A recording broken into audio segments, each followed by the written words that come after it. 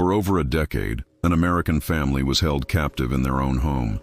They say they were physically beaten, tormented by things they couldn't see, and when the church itself couldn't save them, they turned to the one couple who dared to stare back into the darkness. Ed and Lorraine Warren. The story of the Smurl family isn't just another ghost story. It's a chronicle of a supernatural siege, a battle fought against a powerful demon for the family's very souls. They watched their dog get thrown against a wall by an invisible hand. They suffered sexual assault by an entity that materialized in their beds. They saw a demon with their own eyes.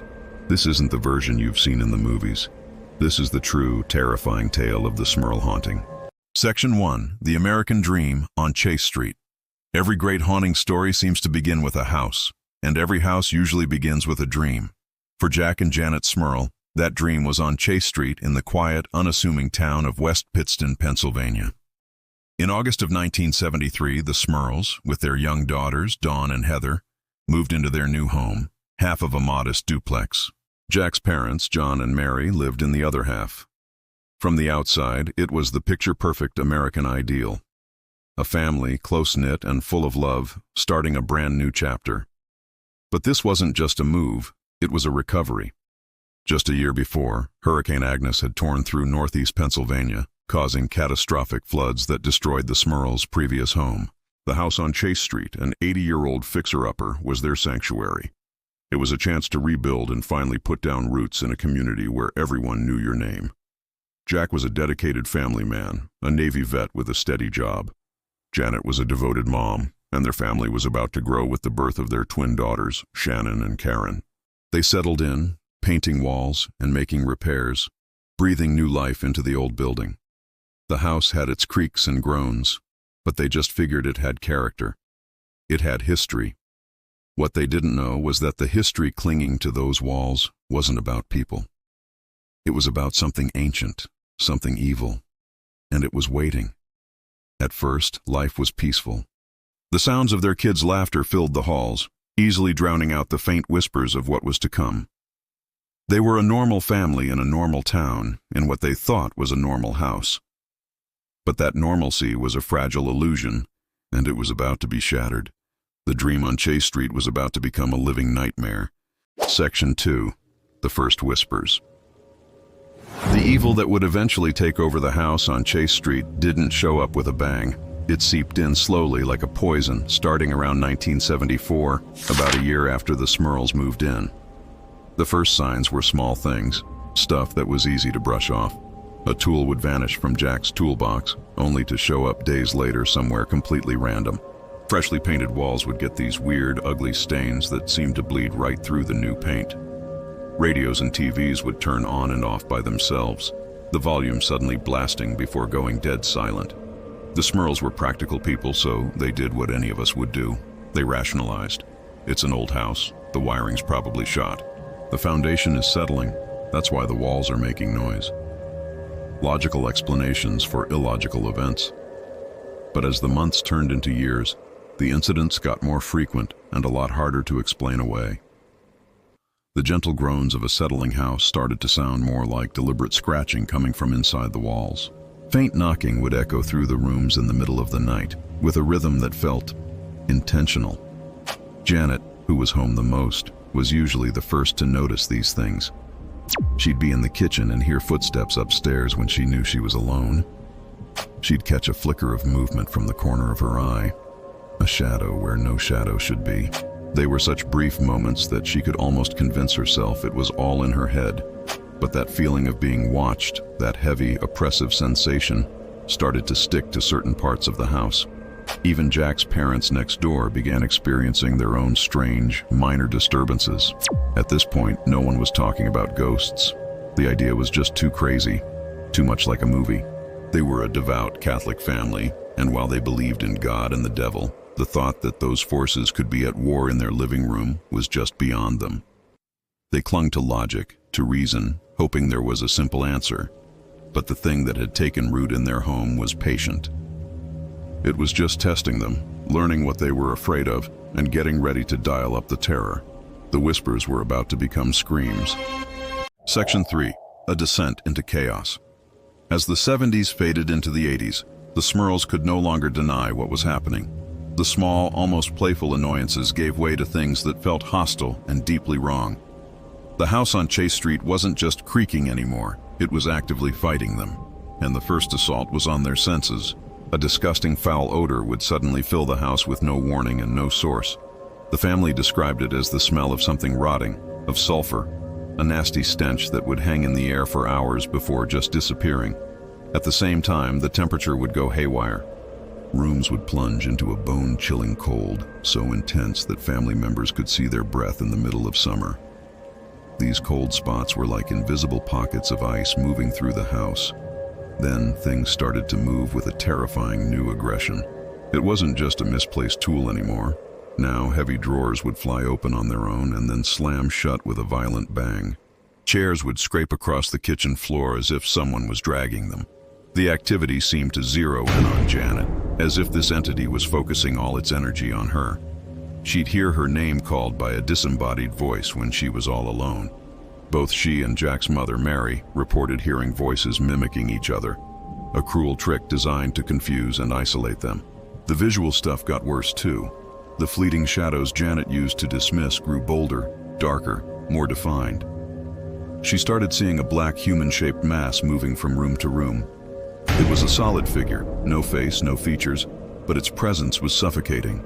Jack saw it too, witnessing a shadowy figure run up his wife's leg one night as she lay in bed. The psychological toll was immense. Sleep was impossible. The nights were filled with bizarre noises that kept the whole family on edge. The feeling of being watched turned into a certainty. They were sharing their home with something that was growing stronger, and it clearly didn't want them there. They had crossed the line from a weird house to a malevolent haunting, and they were trapped. Section 4. The siege begins. The shift from psychological games to outright physical violence was a horrifying turning point. The invisible force that had been content to make noise and move furniture now turned its rage on the family itself. The siege had begun, and no one was safe. One of the most brutal acts of violence was against the family's German Shepherd. The large 75-pound dog was suddenly lifted into the air and hurled against a wall right in front of the horrified family. It was a shocking display of raw power, a clear and terrifying message. I can hurt you. This wasn't some prank-pulling ghost. This was a declaration of war. Soon the attacks were directed at the family. One of the Smurl daughters was pushed down a flight of stairs by an unseen force. Another daughter barely escaped serious injury when a heavy ornate chandelier crashed down from the ceiling, shattering just seconds after she had walked out from under it. Family members would feel invisible hands shoving them, biting them, and even leaving mysterious scratches on their skin. The sounds became a nightmare. The subtle knocks were replaced by thunderous banging on the walls that would shake the entire duplex, so loud that even the neighbors reported hearing it. The noises became more grotesque, more animalistic. The family heard blood-curdling screams, guttural moans, and horrifying pig-like squeals echoing through their home, often when everyone was accounted for. Living like this was pure terror. The psychological damage was devastating. Beds would shake violently in the night, making sleep something to be dreaded. The family was in a constant state of high alert, their nerves completely shredded. The kids were terrified, plagued by nightmares, and afraid to be alone anywhere in the house.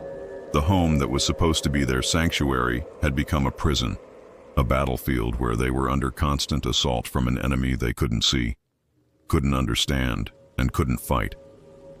The house on Chase Street was no longer just haunted. It was under siege by a force determined to break them. And the worst was still to come. Section 5. An unholy violation. Of all the horrors the Smurl family endured, the most disturbing were the physical and sexual assaults. This is what takes their story from a terrifying poltergeist case to one of profound demonic violation. A torment so personal, it remains one of the most shocking parts of their account. Both Jack and Janet Smurl reported being sexually assaulted by these entities as they lay helpless in their beds. The attacks were terrifyingly real and physical.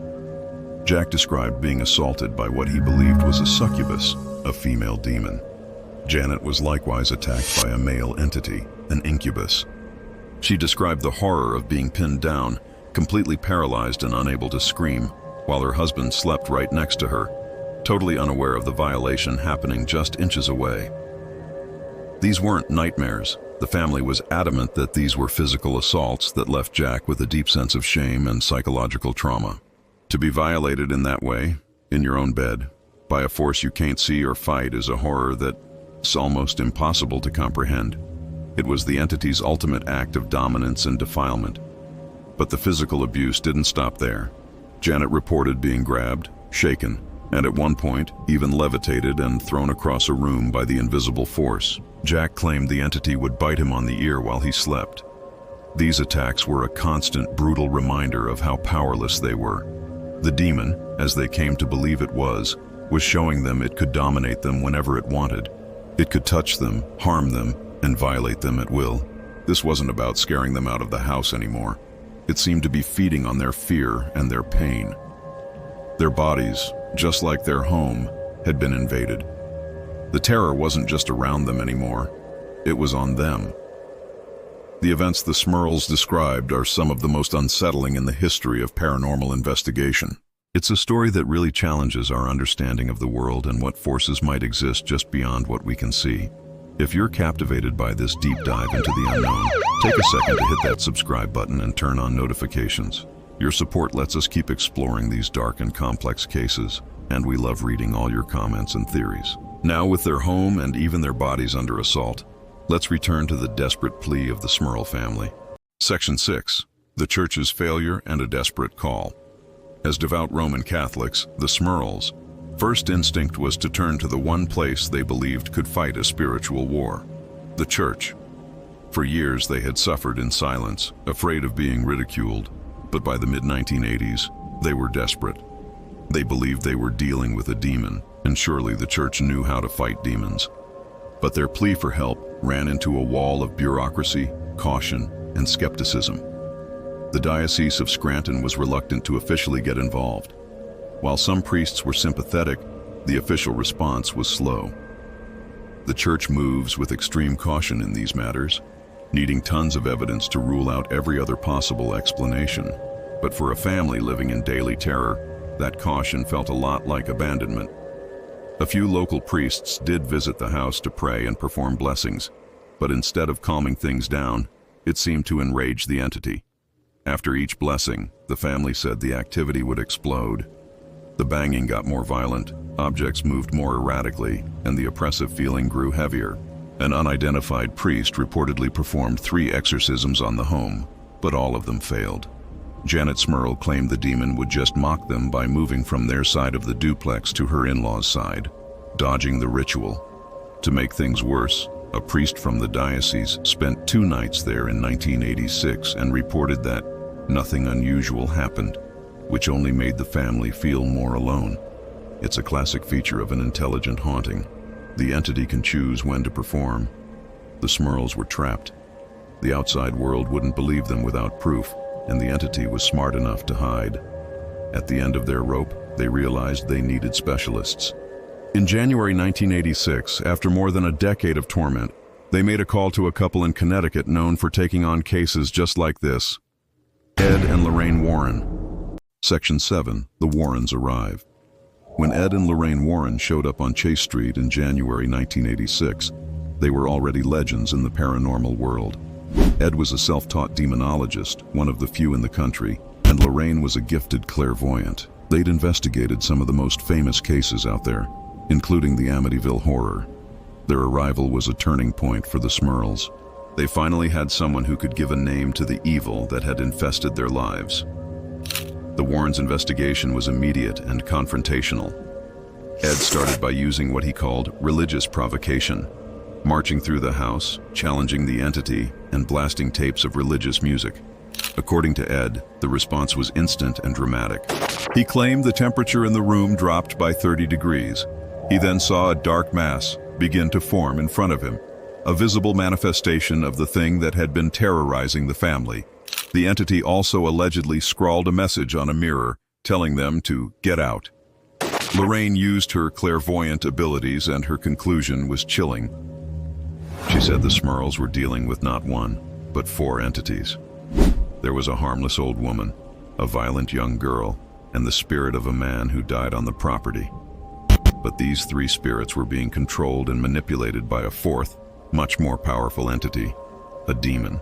This, she said, was the true source of the intelligent, violent activity. The Warrens gave the Smurls a terrifying explanation for why this was all happening.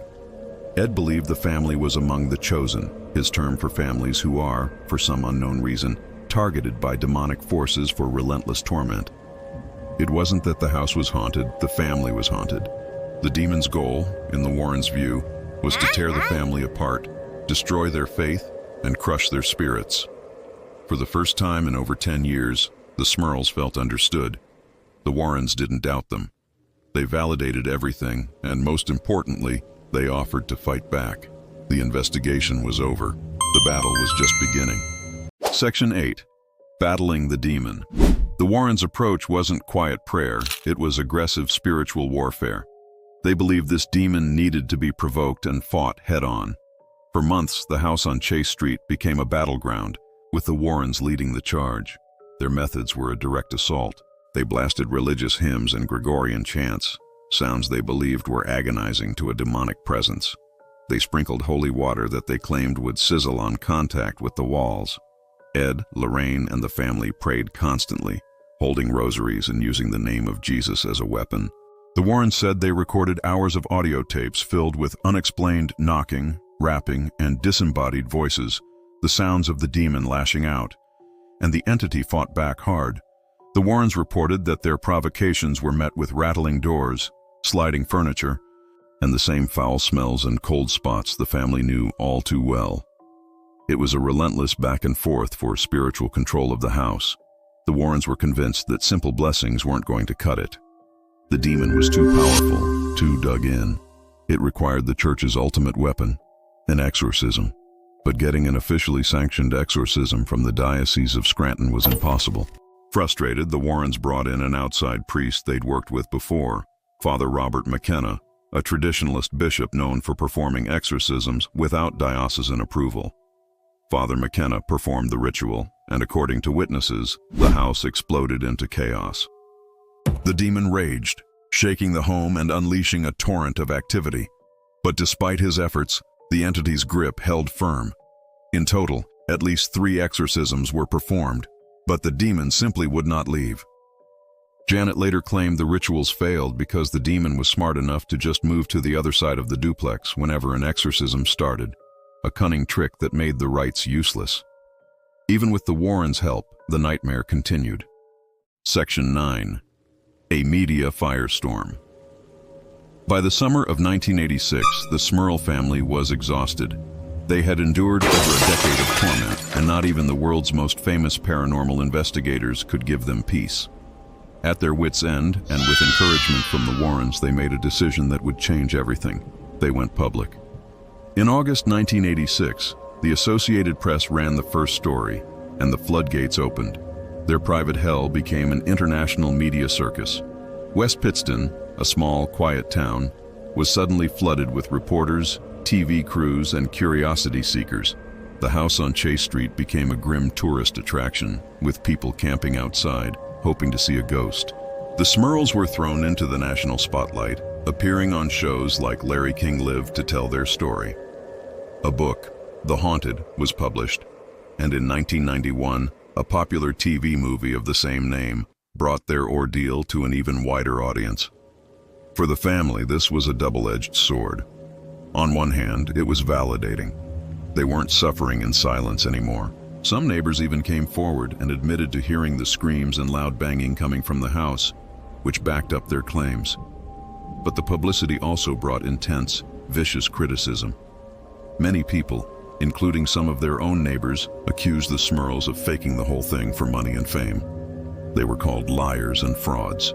They had escaped one kind of siege only to be trapped in another, caught between the terror inside their home and the ridicule of the outside world. Section 10. The Skeptic's View. As the Smurls' story blew up, it naturally caught the attention of skeptics, who had plenty of alternative theories that didn't involve demons. The most prominent skeptical voice was Professor Paul Kurtz, chairman of a group now known as the Committee for Skeptical Inquiry.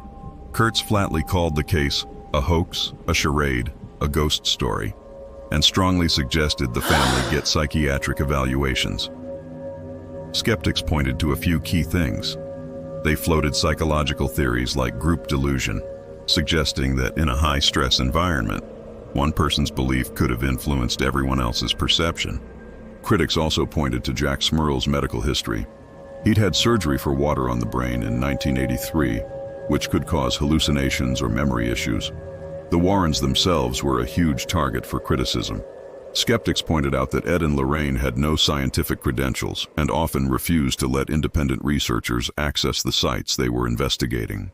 This was true for the Smurl case. When investigators from Kurtz's group showed up, Ed Warren turned them away. Many skeptics saw the Warrens as promoters of superstition who profited from sensationalism.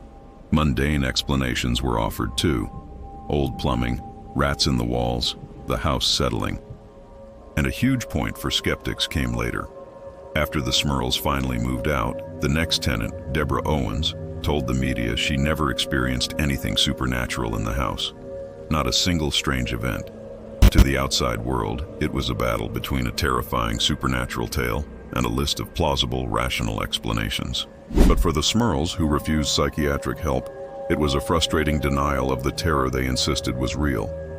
Section 11. The Aftermath and Lingering Shadows. In 1987, after years of torment and a year under the harsh glare of the media, the Smurl family finally gave up. They moved out of the house on Chase Street, desperate to leave the darkness behind. But apparently the entity wasn't finished with them. The family reported that some of the activity followed them to their new home. They still heard noises and even saw the terrifying black mass, which suggested the attachment wasn't to the house, but to the family itself. According to the Smurls, the true end to their ordeal came in 1989, not from the Warrens, but from a final quiet intervention by the Catholic Church. The family claimed a second, authorized exorcism was performed.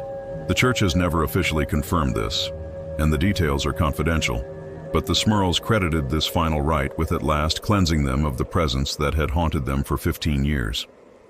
After that, they said, the activity finally stopped. In the years that followed, the family tried to get their normal lives back. Jack Smurl passed away in 2017. Janet and her daughters continued to live in the area, mostly staying out of the public eye. The duplex on Chase Street still stands, a quiet, ordinary-looking building that holds an extraordinary history. Tenants since have reported no paranormal activity, leading many to believe the horror is truly over. The legacy of the Smurl haunting is complicated. To believers, it's one of the most well-documented cases of demonic infestation in American history. To skeptics, it's a textbook example of a media-fueled hoax or a shared delusion. The case remains a cornerstone of the Warrens' legacy and has been cemented in pop culture, especially with the release of the 2025 movie, The Conjuring: Last Rites. Ultimately, the absolute truth is probably lost to time, known only to those who lived inside those walls. Was the house on Chase Street a gateway for a powerful demon? Or was the horror created by the complex and sometimes fragile human mind under immense stress? What would you have done? The Smurl haunting is a story that refuses to be dismissed, a dark chapter in paranormal history that continues to fascinate and horrify decades later. It's a chilling reminder that sometimes the greatest battles are fought not on a field, but within the four walls of a family home. If you have a paranormal story of your own, share it in the comments below. We read every one of them. And don't forget to like this video and subscribe for more deep dives into the darkest corners of history. Until next time, stay curious.